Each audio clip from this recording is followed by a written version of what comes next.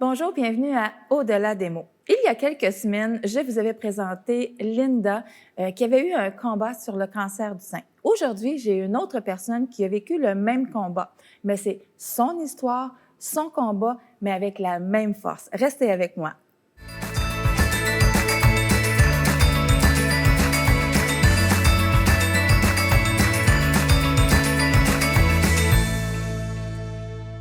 Bonjour à tous. En fait, j'ai parlé comme quoi qu'il y avait une invitée, dans le fond, qui avait vécu quelque chose, je dirais, de similaire par rapport au cancer du sein. Mais j'avais précisé que c'était son histoire, son combat. Donc, ton histoire, ton combat, parce que malgré le fait qu'on dit cancer du sein, il y a quand même certaines similitudes, mais ça reste quand même que c'est une histoire qui est différente. Il y a peut-être des gens qui vont se dire pourquoi deux personnes qui ont le cancer du sein, je vais dire en anglais, back-à-back, dans le fond. Bien, c'est simple parce que je suis une femme et puis je trouve que en tant que femme, c'est quand même un fléau. Des fois, qui peut toucher la féminité de la femme. C'est vraiment un cancer qui touche beaucoup de femmes. C'est le cancer, on dirait, de la femme. Donc, pour moi, c'était comme une forme de sensibilisation. Fait que quand j'ai vu Linda, et puis je vous présente Julie, en fait, la belle Julie. Julie, c'est la première fois qu'on se rencontre. Effectivement. Quelle belle rencontre. En fait, Effectivement. moi, je t'ai vue la première fois sur Facebook. Quelle belle opportunité, des fois, que Facebook nous donne. Et puis, tout de suite sur Facebook, sans te connaître, j'ai eu un attachement de cœur. Dans le sens, je te trouvais tellement pétillante, tellement pleine de vie. Et puis, j'ai dit, il faut que je lui demande, parce que je voyais des petites choses, des fois, de ton passé, que des fois, tu ramenais. Puis là, j'ai dit, il faut qu'elle me parle de son témoignage. J'avais entendu un petit peu des brides par rapport au cancer du sein. Puis j'ai dit, ça y est. Et puis là, je t'ai vu, et là, je suis tombée encore plus en amour avec la personne, parce que je t'ai vu avec un petit animal. J'aurais tellement aimé ça l'avoir ici, plein de couleurs. Et puis, c'est pas un perroquet, hein? Oui, Oui, un c'est un petit perroquet. perroquet. Ouais. Mon dos, charmant au bout. Des fois, je le vois, il est sur ta tête, des fois, il est sur ton épaule, il est un peu partout, mais il fait partie intégrante de ta vie. Ouais. Ce qui m'amène, dans le fond, à parler de toi, parce que, bon, j'ai envie que les gens connaissent un petit peu qui est Julie Poirier. Et puis, dans toute ton histoire, peut-être nous parler un petit peu de ton enfance. Comment ça a été ton enfance? Quel genre d'enfance que toi, tu as eu? Wow! Quel genre d'enfance? J'étais une petite fille très active. J'étais une personne qui était un peu, comme on appelle, tomboy. Ah oui? Oui, vraiment. Ça paraît pas, Non, non. non, plus, pas du tout. Très Effective féminine. Oui, effectivement. J'étais très sportive. J'étais une enfant très demandante. Ah, OK. Très demandante. J'avais besoin beaucoup d'affection. OK. Ouais. Ce Et que je retiens, c'est parce que pour une petite anecdote, hein, parce qu'on s'est parlé un petit peu à peine, ouais. mais il y a quelque chose que j'ai retenu, c'est, tu viens de me dire que tu étais très tomboy, Ouais. mais écoute, tu dois avoir un garde-robe complet de souliers. Ah oui, effectivement. On est loin du tomboy, là, on est pas mal plus proche de la Oui, féminité, là, tu sais, là, c'est... Des souliers, là, c'est une affaire de femme. effectivement. Ouais. Moi, dans mon cas, c'est comme mon petit talon d'Achille, on va dire ça comme ça, mais c'est pas vraiment ça, mais oui. Mais si tu le dis, c'est un talon d'Achille, Ouais.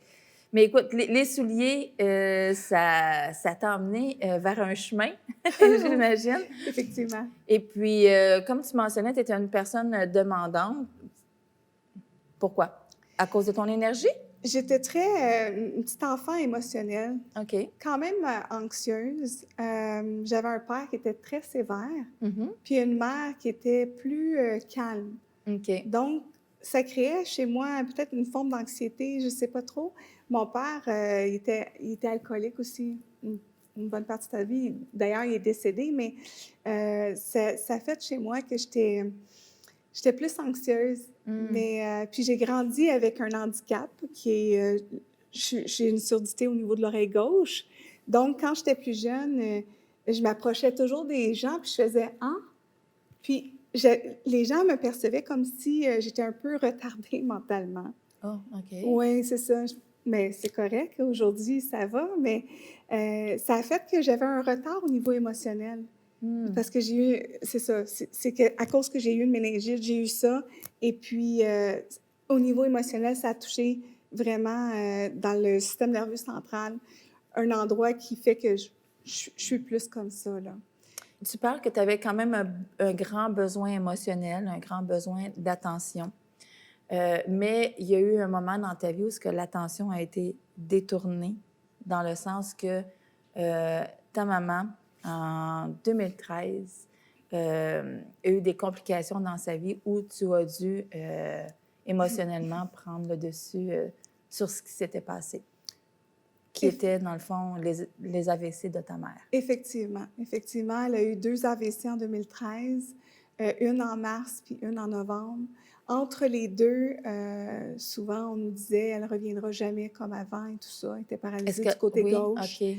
Et puis, c'était pas un caillot au cerveau, c'était vraiment les vaisseaux sanguins qui ont brisé. OK. Donc, elle s'est ramassée avec un amas de sang dans le cerveau. Et puis ça, on appelle ça ischémique, je pense, le terme professionnel, ou je ne sais pas trop. Et puis, ce que ça a fait, en fait, c'est qu'elle est restée paralysée. On lui a donné des soins pour qu'elle puisse marcher et tout ça. Entre-temps, elle est revenue à la maison, je dirais, après 5 mois ou 5 mois et demi. Elle est restée 2 mois, 2 mois et demi. Mon frère et moi, on s'en occupaient. Ça a été très, très, très lourd, très difficile. Je travaillais à temps plein dans ce temps-là aussi. Et je me levais 3-4 fois par nuit, 2-3 fois Parce par nuit. vous demeuriez avec... Oui, OK. effectivement. Tu avais quel âge à peu près dans ces moments-là? 45, non, excuse-moi, pas 45, 42. OK. 40, c'est arrivé 40, 41. 40, 41. OK. Ouais, je suis un petit peu mélangée dans mes dates, là, je m'excuse. Donc, Mais, émotionnellement, ça a été quelque chose. le premier, ça a été un choc, mais on dirait que Dieu m'a prise. Il m'a prise, puis là, j'avais toujours un verset qui revenait, qui nous donnait une paix qui est au-dessus. Qui surpasse tout. Tout intelligent. C'est ça, exactement. Et je m'accrochais à ça. Je m'accrochais à ça, puis je disais toujours, c'est l'Éternel qui guérit toutes nos maladies. Alors, elle n'était pas l'exception. Moi, pour moi, je m'accrochais à ça. Quand elle est revenue à la maison, bon, je me levais 2-3 fois par nuit, aller l'asseoir aux toilettes, c'est-à-dire l'asseoir aux toilettes, la remettre dans son lit et tout ça, plus mon travail. J'étais très, très, très fatiguée jusqu'à temps qu'on l'amène à l'église le 10 novembre 2013. J'allais avec pasteur Alberto Carbone, j'allais là. Et puis, ma mère, elle a fait un AVC. Sur place. Sur place. Le pasteur est descendu. Il a mis sa main dessus, il a prié pour elle. Mais j'étais en choc. Là, j'en shakeais, là. Ça m'a vraiment pris par surprise. J'ai dit, ça se peut pas. Ça se peut pas. Puis, on l'a amenée à l'hôpital. J'étais avec une sœur chrétienne. Ma mère était étendue sur le lit d'hôpital. Puis, elle me dit, ouais, ça. Là, je dis, maman, je comprends pas ce que tu me dis, là.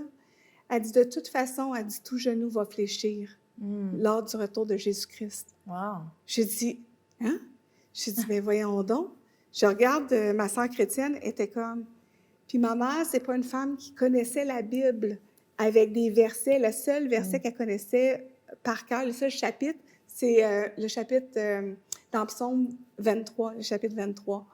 Ça, elle le savait. Mais à part ça, j'ai dit, ben voyons donc, c'est le Saint-Esprit qui est venu parler à travers elle. J'ai vraiment... Puis là, à ce moment-là, ça m'a comme calmée, mais c'est la suite. Avant d'aller dans la suite, donc, j'écoute un peu ton enfance, que tu disais, bon, que tu étais un enfant qui était demandante, tu as vécu comme plusieurs émotions, mais tu as toujours resté quand même une femme, une jeune fille forte. Et puis là... C'est ce qu'on dit.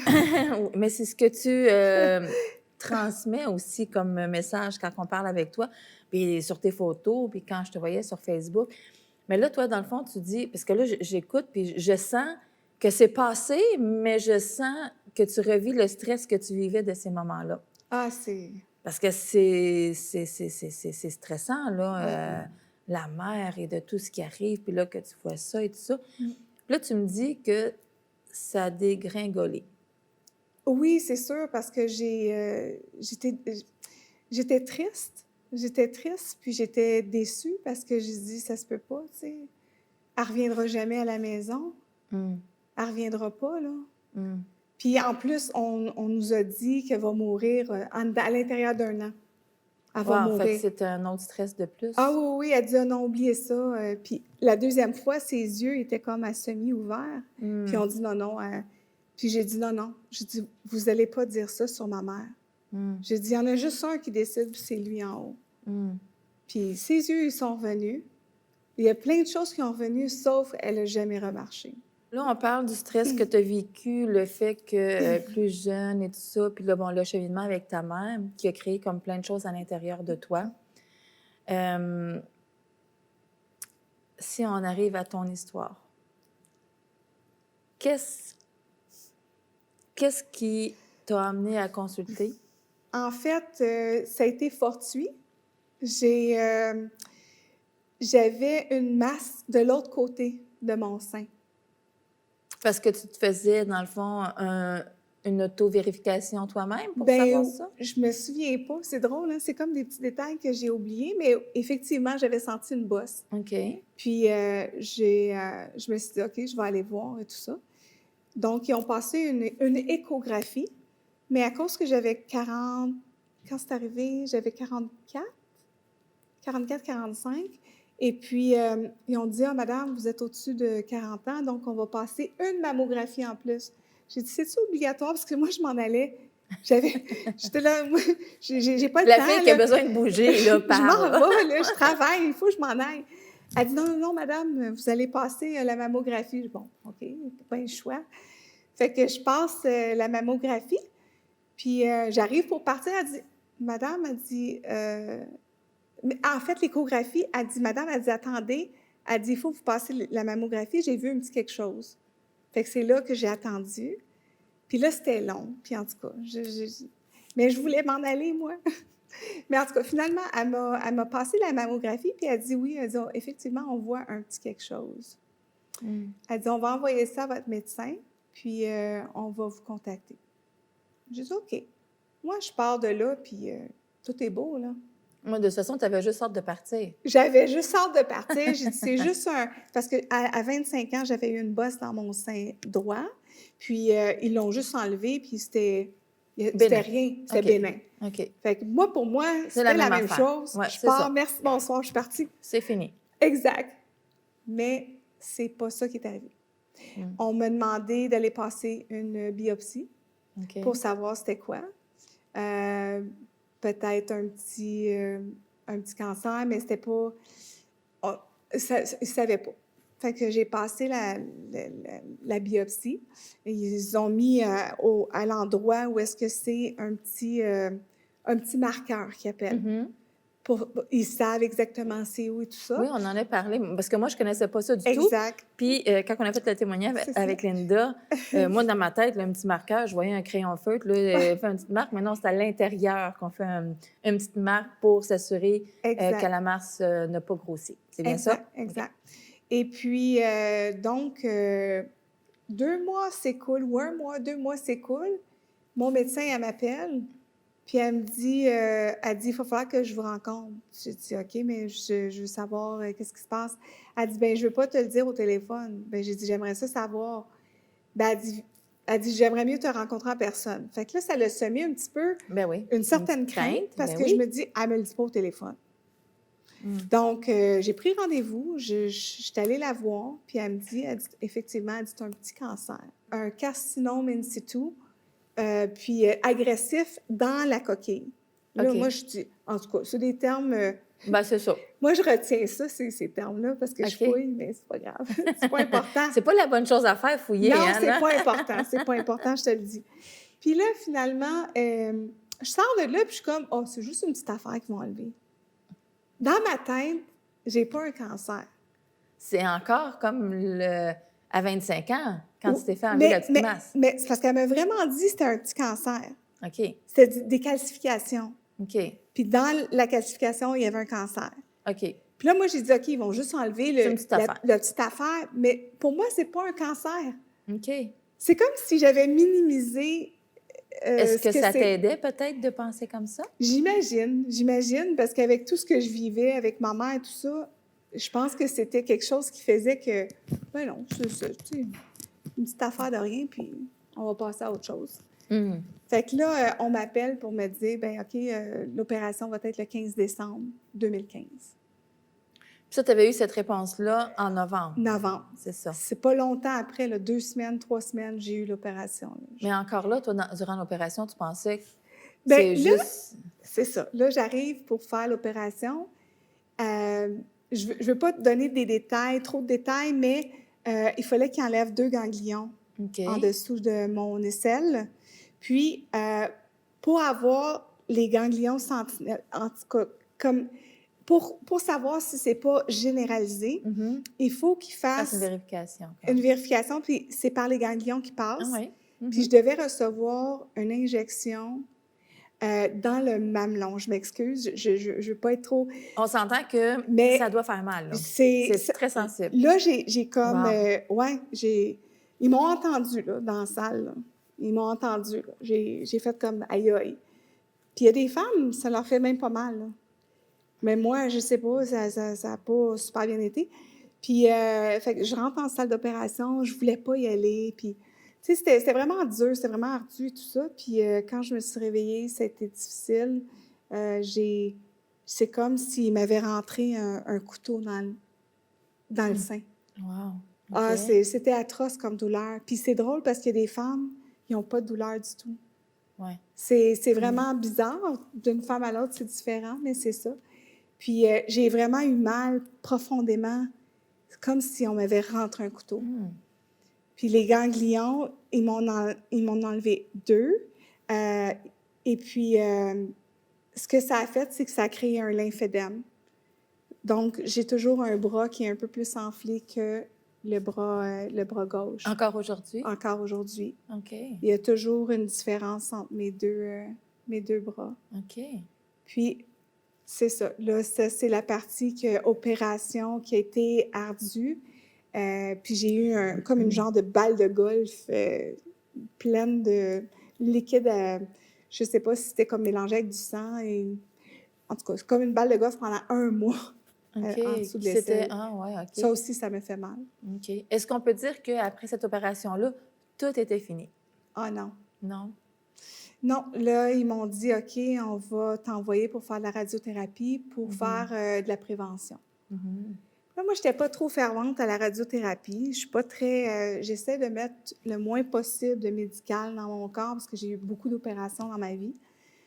Et puis, on m'a dit, ben Julie, ça serait mieux parce que, tu sais, ça va minimiser, tu sais, d'avoir un autre cancer. Mm. Fait que là, moi, j'ai dit, OK, je vais faire le protocole. Mais j'ai pas de chimio. À ce point-ci, c'est pas généralisé.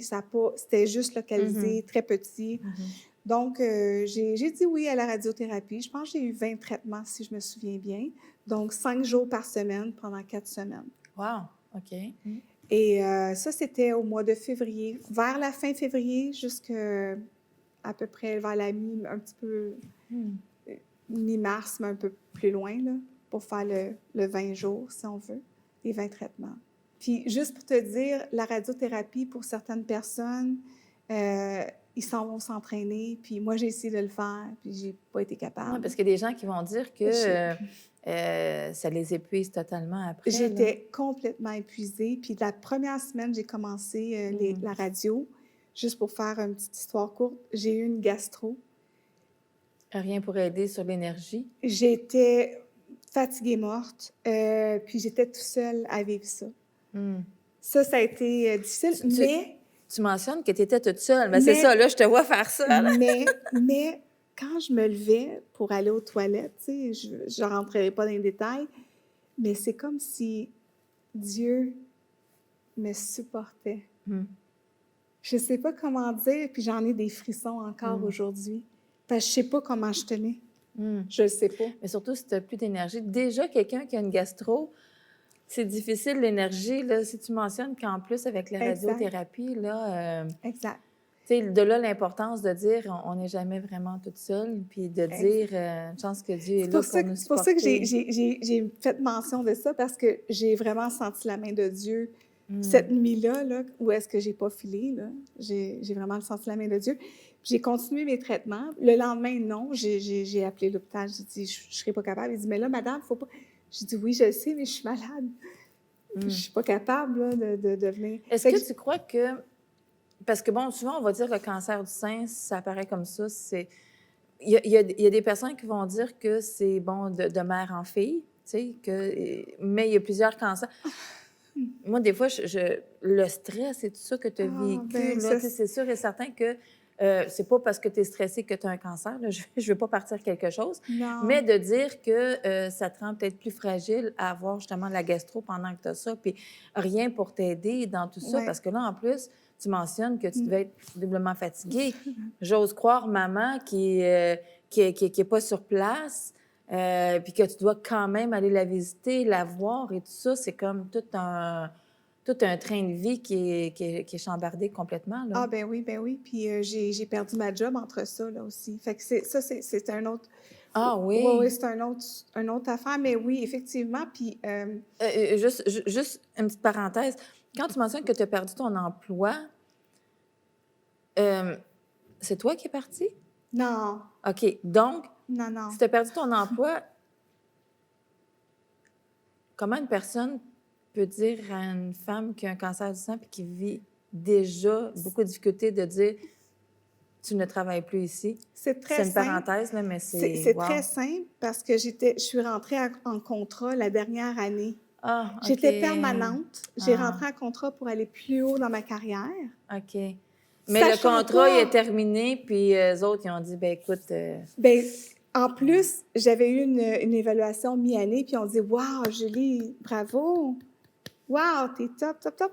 Puis rendu à la fin de l'année, j'étais plus top. Quand ils ont su que j'étais pour partir, ils ont dit finalement, on ne pourra pas te garder, on ne pourra pas te garder permanente. Puis, donc, ma date butoir était le 28 février. J'étais en plein dans ma radiothérapie. wow. J'ai perdu ma job. Mm. Et j'ai pas reçu De soutien, rien de ça. pas, Là.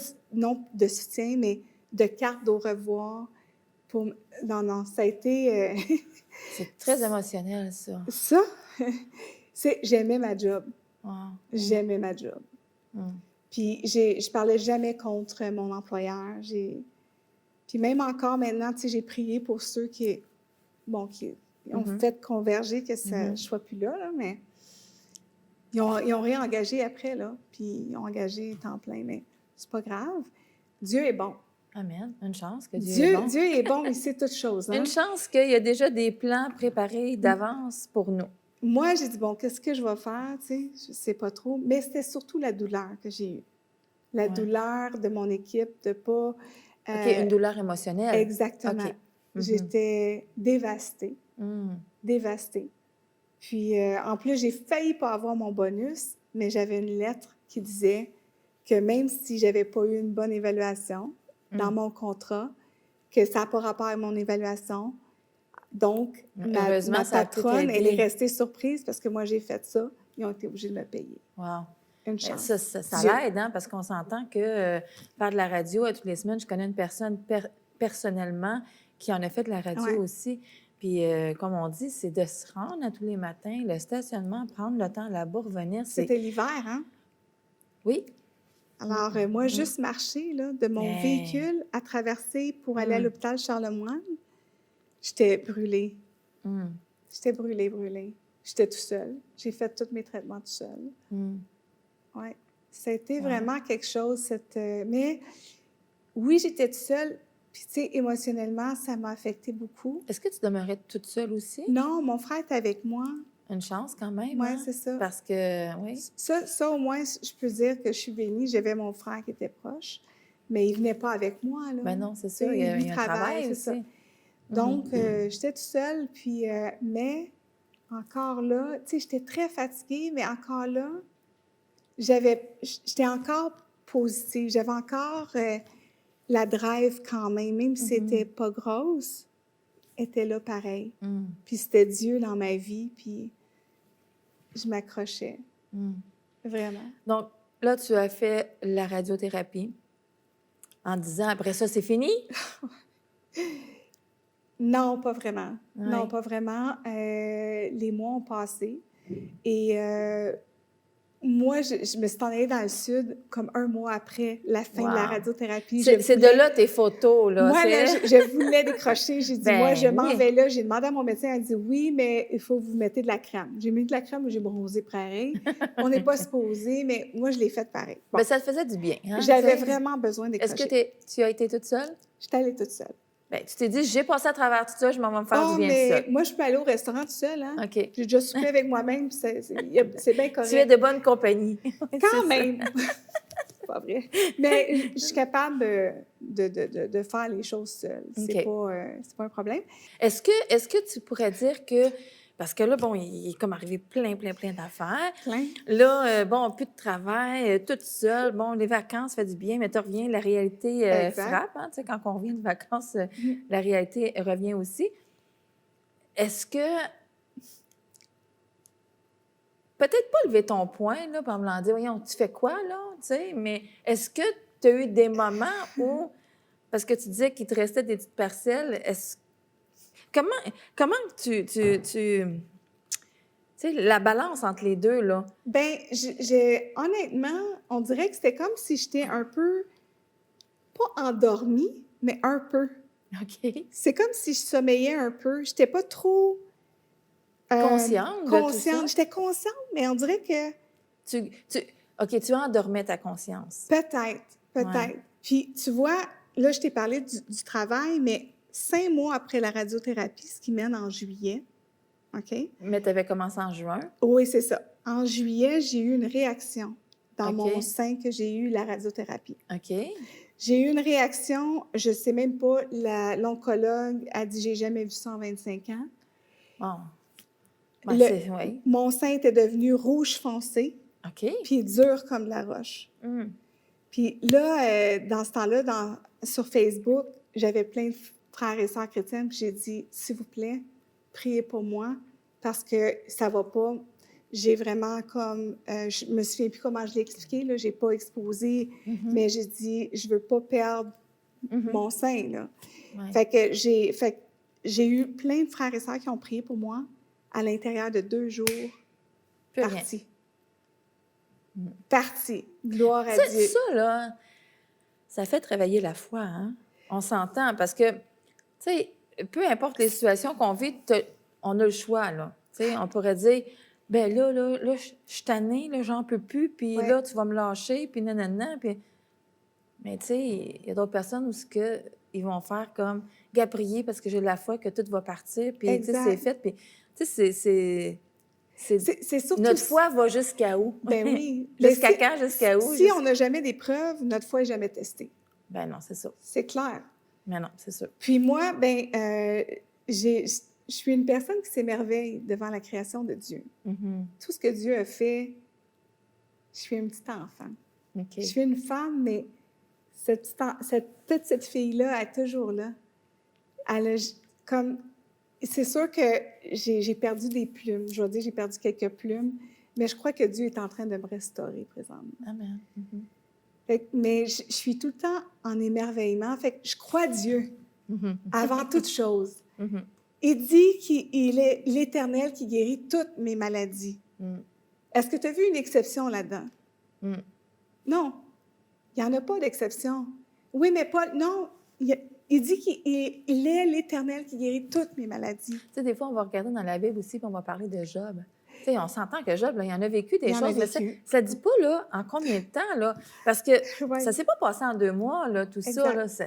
En combien de temps ça s'est passé, puis il a eu la patience, puis il n'a jamais levé son poing, c'est quelque chose. jusqu'à perdre sa femme, ses enfants, bon, l'argent, Mm. toutes ses affaires, puis jusqu'à ce que ses amis aussi vont dire, ben là, voyons donc, tu as Exact. sûrement fait quelque chose de pas correct, là, tu sais. Est-ce que cette pensée-là t'est venue? Aïe, aïe, aïe, aïe, aïe. Ça, oui. Ah oui? Souvent, ben oui. Souvent, Tu fais des analyses, hein? Tu dis, ben qu'est-ce que j'ai fait? effectivement, Tu sais, la parole, quoi, qu'est-ce que j'ai fait au bon Dieu pour mériter ouais, ça? exact, exact. Puis tu sais, on tombe tous, hein, tous sont privés de la gloire de Ouais. Dieu, tous ont péché. Oui, c'est Oui. ça, non, pas moi. Voyons donc, pas moi. Mais oui, Mhm. moi, je suis celle qui a fait le plus de gaffes au monde. OK. Ah, c'est parce que tu connais pas une de mes filles. Bon, ben c'est correct. Mais tant mieux, il y en a une autre qui me surpasse, c'est C'est bon. ça.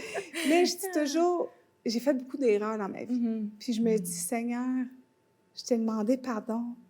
Tu sais, je t'ai demandé pardon, puis je me dis, ça se peut pas que ça continue comme ça. Parce que depuis ma jeunesse, moi, c'est des épreuves, des épreuves, des épreuves. Puis c'est mon côté émerveillement qui fait que ce que Dieu m'a donné, cette étincelle-là qu'il m'a donnée à ma naissance, ma mère, elle m'appelait son rayon de soleil. Mhm. Puis je le sais parce que c'est à l'intérieur de moi. Mhm. Sauf qu'à un moment donné, ça devenait plus lourd. Quand j'ai dit j'ai eu cette réaction-là, dans le même temps, j'ai commencé à avoir des problèmes avec mes yeux. OK. Est-ce que ça a un lien? L'oncologue, elle m'a dit que non. OK. Certains médecins me disent que non. Mais c'est un peu bizarre que ce soit après ma réaction avec mon sein, après la radiothérapie. J'ai commencé à avoir de la sécheresse oculaire. OK. Mais sécheresse oculaire, on dit c'est pas si grave que ça. Tu mets des gouttes. Mais moi, ça a été plus loin que ça. Dans le sens? Que j'ai commencé à avoir un tic nerveux et mes paupières ne voulaient pas ouvrir. Oh, OK. Donc, Il voulait pas ouvrir à cause de la sécheresse ou? exactement. OK. Puis ça l'a créé, je ne sais pas si c'est à cause que j'ai vécu beaucoup de traumatismes. C'est comme si c'est nerveux. Fait que ça a créé aussi les paupières qui veulent tomber, qui ne veulent pas ouvrir. J'ai commencé à avoir beaucoup de difficultés à lire ou à faire tout ce que je faisais avant. Et puis, ça a été vraiment, vraiment difficile, cette partie-là, parce que je ne comprenais pas ce qui se passait. Jusqu'à temps que je rencontre un ophtalmologiste qui me dit c'est du blépharospasme. Je ne connaissais pas ça. J'apprends à te connaître. Tu as été regarder sur Internet, c'était quoi? C'est sûr, j'ai été regarder. Comment m'en sortir aussi? C'est ça. Mais le meilleur guérisseur, c'est Dieu. Amen, oui. OK? Fait que, oui, tu peux t'aider, puis c'est correct de s'aider. Mais celui qui... Le plus gros du travail reste à Dieu. Bien, c'est sûr, toujours. Et puis, à un moment donné, c'était vraiment difficile pour moi de travailler, de conduire. J'ai quand même conduit, j'ai quand même fait mes choses. Mais Dieu est bon. Puis, toujours Dieu est bon. Et puis, à un moment donné, l'ophtalmologiste, il m'a envoyé voir un autre ophtalmologue que lui, il donnait des injections de Botox. Puis là, le monde m'a dit « Ah, mais t'es chanceuse! » Oui, c'est ça, je m'en ai dit. Parlons-en, parce que c'est quelque chose qu'on avait vu sur ton Facebook. Oui. Puis j'aimerais préciser que ça en a fait jaser plus d'un. Oui, je crois que oui, tu sais, parce que j'avais un œil au beurre noir quand j'ai eu une Déjà injection. en partant, c'est Tu ça. sais, souvent, les gens disent « Ouais, mais t'es chanceuse, tu vas avoir l'air jeune toute ta vie. » Sérieux? Je préfère avoir mes yeux. Qu'est-ce que ça fait, cette injection-là, à part avoir l'œil au beurre noir puis Bien, que le monde te pose des questions? Le Botox, ça va paralyser le muscle. OK. Donc, il va aller relaxer la paupière. OK. Si tu en as trop, tes paupières vont rester ouvertes. Oui, j'imagine. Ils vont pas fermer. Comme là. des fois des artistes qui en ont eu puis qui sont plus capables de bouger. Exact. Mais ça dure 3 à 6 mois, des fois un peu plus longtemps. OK. Donc, c'est pas irrémédiable. Là. Ceux qui disent qu'ils ont eu du Botox, c'est pas irrémédiable. La seule chose, c'est que j'ai comme 6 injections pareilles. Je sais pas si tu sais, aux 3 mois, ça fait mal. J'en ai jamais eu, donc je sais pas. C'est ça. C'est Ça douloureux. fait mal? Oui, c'est douloureux quand même. OK. Bon, c'est pas long, là, mais c'est pas agréable. Ah oui, je m'en vais me faire injecter. Non, pas vraiment, là. C'est pas le fun. Mais ça m'aide en attendant, parce que Dieu fait son œuvre à l'intérieur de moi. Parce que là, dans le fond, toi, ce que ça l'aide, c'est que justement, est-ce que ton œil ne se referme pas toujours? C'est quoi que ça fait, le fait d'avoir ces injections-là qui sont loin d'être pour l'esthétique, mais plus pour la santé? Exact, c'est médical. Donc, oui, effectivement, c'est que ça les fait relaxer. OK. C'est pour ça, des fois, vous allez me voir à la caméra, je vais faire ça comme ça. C'est pas, j'ai pas quelque chose dans l'œil, c'est le blépharospasme. OK. Puis je suis très gênée, soit dit en passant, que je sois à la caméra, puis que... Mais tu es belle, c'est correct. Ah, merci, c'est gentil, sauf que quand tu as passé d'une façon, puis tu es d'une autre façon, l'acceptation est très difficile là-dedans. Mais tu vois, quand tu dis ça, moi, ça me touche parce que nous, les femmes, là, on est tellement dures avec nous-mêmes. C'est fou, pareil. Tu sais, je me dis, des fois, je regarde, tu sais, des fois, on va trouver, on a trop engraissé, on a trop aussi. Puis des fois, là, je regarde des femmes sur la rue, là, puis bon, tu sais, ils sont plus corpulentes que moi, ou quoi que ça, puis ils ont l'air bien dans leur peau, puis très à l'aise. Puis je suis comme, mais c'est ça. quoi mon problème à moi, Oui. tu sais, de... tu sais, c'est ça. La conception que Oui, le exact. monde a donnée sur la perfection d'une femme, qui est loin d'être réaliste. Les hommes, vous avez raison, on est loin d'être parfaite. Mais c'est juste de dire que c'est... Tu sais, comme toi, tu parles de toi en disant que tu es gênée, puis moi, je te regardais sur Facebook, puis je te regarde aujourd'hui, puis je me dis, tu es pétillante, tu es belle, tu sais, tu sais comment, dans le fond, te présenter, tu sais, c'est comme on a envie de... Mais je l'ai dit, j'ai envie d'aller souper, là, chez vous, tu sais, c'est comme... Tu es une personne super accessible. Et puis, je me dis, mais... Tu sais, on est vraiment dur avec nous. Puis, soit dit en passant, je connais des hommes, dont un personnellement, je vais taire le nom, qui est comme ça aussi. Tu sais, je veux dire, c'est des stéréotypes de perfection qui ne peuvent pas exister. Mais on voudrait tellement être beau, gentil et tout ça. Puis, il y a juste Dieu qui peut nous couvrir de tout ça, dans le fond. Oui, ben oui. Mais tu vois, tout mon entourage sont comme, ben non, tes yeux... Ils sont très encourageants envers moi. Mais moi, c'est que... Pas juste encourageants, ils sont réalistes. Parce que toi, quand tu mentionnes ils sont encourageants, tu es en train de dire je suis vraiment comme ça, mais ils m'encouragent. Non, c'est pas ça. Là, il faut changer la conception. Il faut dire je me vois pas telle que les gens me voient. Effectivement. Oui. Oui, tu as sûrement raison. C'est dur pour moi de dire ça, mais oui, tu as sûrement raison. Effectivement. Sauf que moi, je suis habituée que, tu sais, j'enlève mes lunettes, je suis capable de voir, je vois bien. Donc, le réflexe naturel, on veut garder nos paupières ouvertes pour voir qu'est-ce qui se passe. C'est de là vient l'émerveillement pour toi, je crois aussi. Oui, puis moi, c'est un combat pour moi. J'essaie de fighter, de combattre mes paupières. Je suis comme, non, vous allez ouvrir, là. Vous comprenez pas, là. Âme de boss, hein? Oui, exactement. C'est ça, exactement.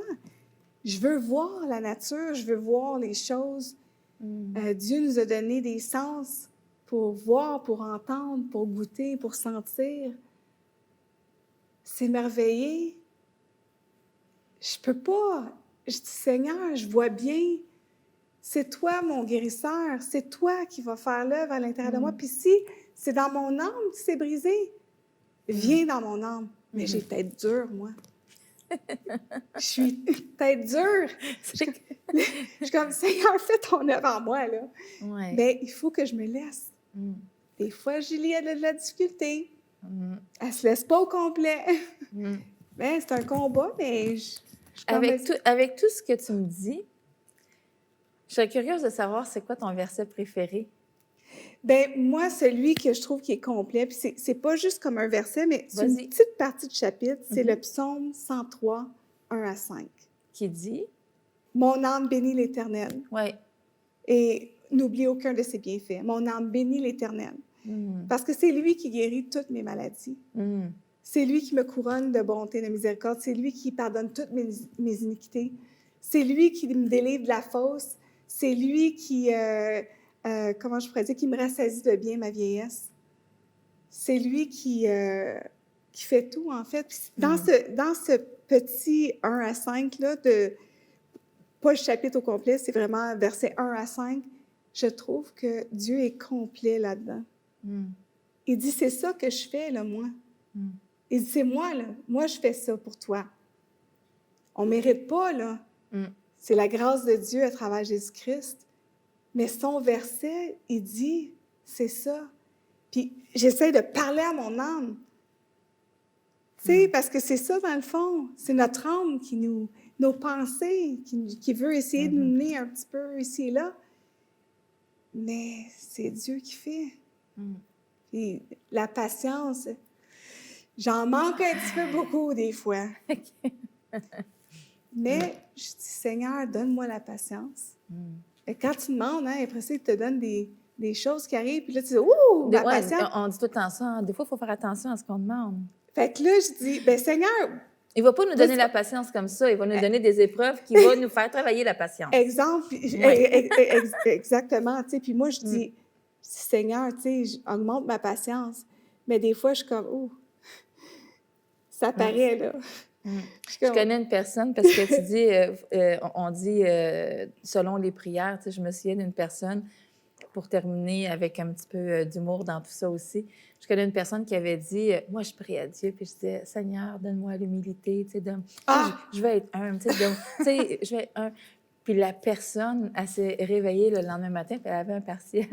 Puis la personne ne trouvait plus son partiel. Son chien l'avait mangé, fait qu'elle a été obligée d'être dans l'humilité pendant quelques temps parce que, bon, il manquait son partiel, ce qui fait en sorte que, bon, et puis ça, je parle d'une personne d'il y a plusieurs années que je connais, puis qu'elle a dit, là, je me suis dit, bien, je vais faire attention aux prochaines prières. Oui, mais, tu sais, c'est bon, je sais juste emmener un petit peu d'humour dans tout ça. Bien sûr. Puis écoute, vraiment, Julie, merci d'avoir accepté d'être à Au-delà des mots, de m'avoir rencontrée. Et puis, je voudrais surtout remercier parce que le décor qui est ici, en fait, c'est le studio. Hein, c'est une location, le studio. Oui. Une gracieuseté, dans le fond. Donc, on veut vraiment remercier le studio de nous avoir permis de te rencontrer, Julie, ici. Le studio qui est sur le boulevard Taschereau à Longueuil, c'est pas compliqué à trouver. Donc, merci pour le local et puis la déco, dans le fond. Hein, parce que dans Au-delà des mots, j'aime ça, vraiment changer de décoration, y aller selon la personnalité. Puis avec toutes les lumières qui sont ici, de toutes les couleurs, ça te représente parfaitement. Vraiment, merci d'avoir accepté d'être avec moi aujourd'hui. Merci à toi, Nancy. C'est vraiment, comment je pourrais dire, ça me touche que tu es venue me chercher comme ça. Puis j'ai toujours dit, mon histoire n'est pas le fun, tu sais. Mais tu sais, chaque histoire touche une personne. Puis tu sais, nous, ce qu'on dit tout le temps, dans le fond, pour le ministère Théovox, ce qu'on dit toujours, c'est si une histoire peut toucher une seule personne, puis aider cette seule personne-là, ben notre but aura été atteint. Ça, c'est sûr. C'est pas le nombre de vues, c'est pas le nombre de personnes, on fait aucun calcul, c'est Seigneur, tu m'as donné ce besoin d'aller vers Julie. Je ressentais que je devais te demander de nous raconter ton témoignage, une histoire féminine de Job, si je peux dire ça comme ça. Et puis, je suis persuadée que tu as aidé au moins une personne. Puis, c'est un but. Dieu, il va chercher chaque personne là où ils sont, à travers la caméra. La personne qui va écouter va te toucher. Si jamais vous avez vécu quelque chose de similaire ou que vous avez aussi envie de raconter une histoire, je vous invite à ce moment-là à venir sur info@commercialtheovox.tv, peut-être nous écrire une histoire et qui sait, peut-être que vous seriez la prochaine personne à faire partie d'Au-delà des mots. Merci beaucoup. Merci, Nancy.